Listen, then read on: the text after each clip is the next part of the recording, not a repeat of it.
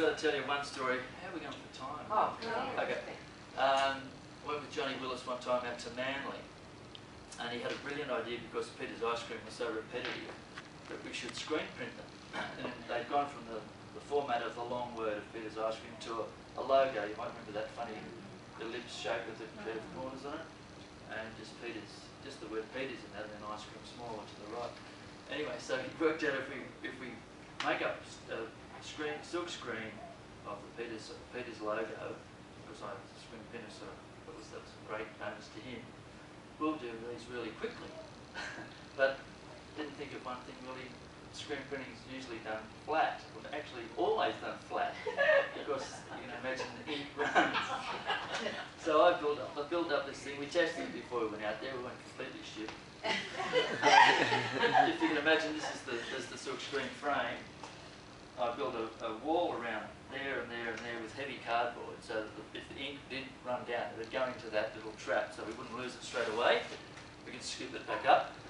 So we started screen printing. We did a few around Manly, and we're doing one right on the beach in this little milk bar, and it's sort of, you need 4 hands, we actually need 8 hands, we had 4. So hold the screen, handle the ink, pour it in on the flat, then stand it up, then squeegee like that, if you know silk screen printing. So somehow or other, Johnny said I dropped the squeegee, but I think he did. The squeegee falls down, and someone had to be walking under the plank. He was set up with a plank over the footpath. And it's a lady, and it fell down the front of the dress with this dark green, which is the Peter's colour, enamel. Hell to pay. But the guy in the shop was a terrific bloke. He was just a lovely gay guy, and he just sprang into action and said, "I'll take this lady down to the shop and I'll get her a new dress. Give me the money, John." So we cleaned her up with linseed oil. You can't use turps because they'll burn too much, so we use linseed oil, which is a total mess. Anyway, he was helping her clean up in the shop. Went off and got her a... So did you continue screen printing? Oh yeah, that you continued. didn't deter him at all. He just said, "You bloody idiot, carry on." And, so we got a few more done a bit quicker that way, but it wasn't perfect because the print, and when you print vertical, it's hard to get a decent finish. You've got to touch it up. Anyway, it's one of those brilliant ideas. Just another note about Johnny Willis to sort of let you know how well known he was. We worked all up and down the coast, as I said, and we were going down to do a Foodland shop down at, I think it's Main Bar, is it down there? Yeah. What's that place? The holiday bun near Mundina. And I'd never been there. He hadn't been there for years, so it's pouring rain. We drove down the road in the truck, and he didn't know where it was, and I didn't know where it was, and he didn't have a map, of course. He didn't have anything like a GPS, whatever.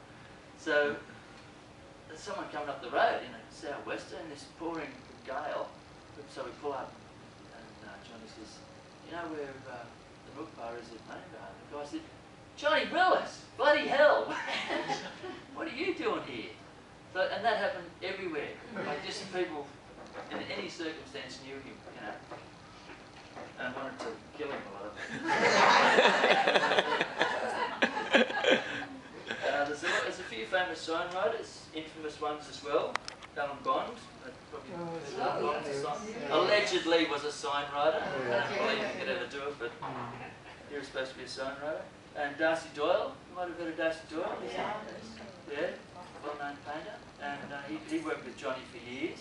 I started just after Darcy left, but he was a real character. He was quite deaf.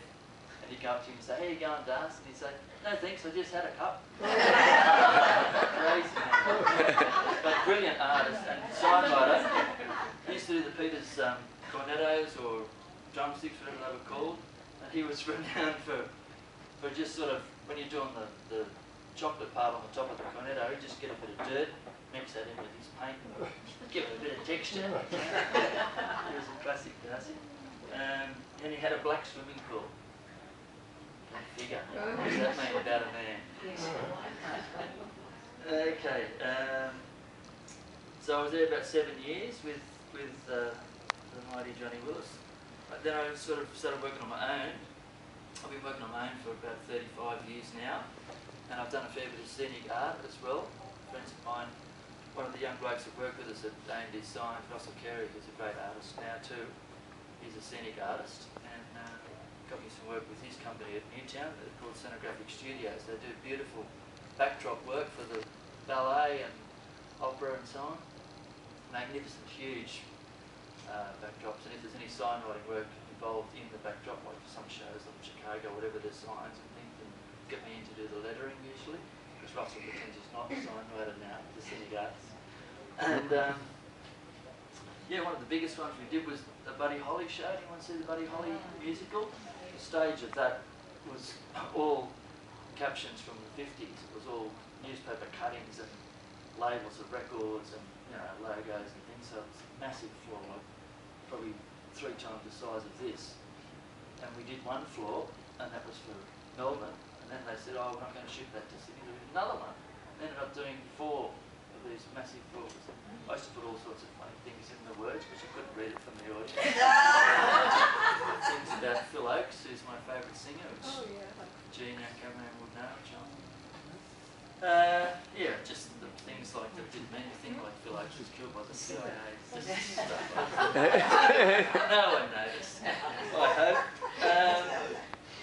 So, and I'm still signwriting at the moment. It's pretty much about the signwriting side. I just brought one quick one to show you. This is a hand done sign. So that's when I'll be here. Come any of those days, Monday, Tuesday, Wednesday, Sunday. I've changed that. I won't be here Sunday. Studying. That's stenciling there? That's handwritten lettering. The only technology I use is tape for the tops and bottoms of the letters. So you see how sharp the corners are. It just makes it so much quicker. Is that enamel? That's enamel, yeah. Is that the good enamel or the... That's Solver enamel, that one. Solver, which is an Australian company made in South Australia, which I don't have shares in. Which I did. This is the sign my dad did, because as I said, he was a retoucher, but he was also a signwriter, not an official signwriter, but up at Sutton Forest there, he used to do a lot of these for farms. Is that... No, my brother cut that for him and did a nice little... Oh, I mean the lettering. Is the lettering cut? Or No, is that's it... handwritten. Oh, I'll right. pass It that looks around. like it could be... Yeah. Is that the name of the house? Yeah, that's an house, and I got the job of redoing that after my dad died. So the bloke gave me the old sign, and I did him a new sign. Would that be oil or...? That's all enamel, yeah. And was that freehand or... Yeah, freehand. Freehand? And he used to, because he was a retoucher, he worked on what they call a shiner, which is a white glass desk with a light underneath it. So he works usually on a flat or on a slight angle. So he wasn't used to vertical stuff like we do. So he worked on the flat with that, and he used to use a rest. He'd just sort of hold had a board with little blocks on it. He'd put it on there, and he'd work that way. Go along that way. Is that's weathered, is it? Oh, it's about 30 years old. Yeah. So the top part is a bit original. But the top part is sharp. Yeah, that's been under a little eave Right, on the front of the house. Yeah. That's it's probably cream originally. Yeah. Yeah. And this is one of the. I'll talk about the Windsor group now. Yeah, my old man, as I said, was a painter as well, and he was involved in a group called the Windsor Group. I'll just read you. We've got time still, have we, Fred? Yes. Yeah. This is a lovely book. This is really rare. Someone said want to go. No. All day. I got to go to a job. I can't hang here. This is my old man, Laurie Elbourne, on the front there, looking at 2 ladies when he's supposed to be painting. There's 2 ladies in the group. That was painted by their teacher. He taught at Sydney, East Sydney Tech, Fred Least, who was an amazing painter. And I'm not sure how he did. I think it might be from a photograph, I imagine. This is in the 30s. This started 35 to 45, the Windsor Group. And as you see here, there's some lovely photos. That's the old tech building, which used to be the jail in Darlinghurst. Anyway, we'll pass that around too. Was there a particular type of group? I mean, did they work outdoors or...? Yeah, I'll just read this for you. You just reminded me, that's what I wanted to do. I might just grab a little drink of water while you... So that is that a painting or a picture? That's a painting that That's a their painting. teacher did of them. Oh, Yeah, right. he taught at East Sydney Tech. I walked into when my other daughter was born, I walked into Prince Alfred Hospital in Georgia with a baby born there. And as I walked into the hospital, there's two portraits on the wall. I thought, oh, that's my dad's painting. Because I knew his style. And I walked over to the portraits, they were sort of stuffy, hospital guys with big cigars sitting in luxurious chairs. And I said, that looks like my old man's work. And I went over and checked the name. Of course, it was Fred Least, his teacher. He taught them so well that the others painted quite a lot like him too. Thanks, Fred. It's not quite Guinness, but it's this time of the day, it's fine. Right. So I'll just read this. This is a little. A few of the artists in the group wrote little bits for this book. This is very hard to find. I've got 3 copies of this. That one's got $30 on it. I bought one at a very old bookshop for $75 as well, because there was only 60 of these printed by Rod Shaw. Anybody heard of Rod Shaw? He was around in the old bush times. Anyway, this is what my old man wrote for this. Early 1930s. Central Railway, under the clock, 6 o'clock. A young man stands with a swag and a sketch box at his feet, thinking about the night before at East Sydney Tech painting class, when a couple of students and himself decided to go sketching over the weekend and sleep out camping. It's early in the 30s and money is very scarce, but they agreed they could afford a train trip, if not too far from Sydney, and Campbelltown, famous for Fisher's Ghost, was agreed on. The old man told me that they had 6pence for the train trip. The waiting man was joined by 2 mates, similarly equipped, and when they checked the departures board, was surprised to find the train cancelled. On approaching the man in blue, remember the man in blue, Central Station? There had been an accident on the line and trains to Campbelltown were off. They explained why they were going to Campbelltown and asked him to suggest a comparable spot with similar mileage and fares, and he suggested Windsor. Windsor was exactly what was wanted, and from then on camping and sketching trips were made by students from Fred Least's class. Over the years the massive paintings built up and the group decided to form their own society and exhibit.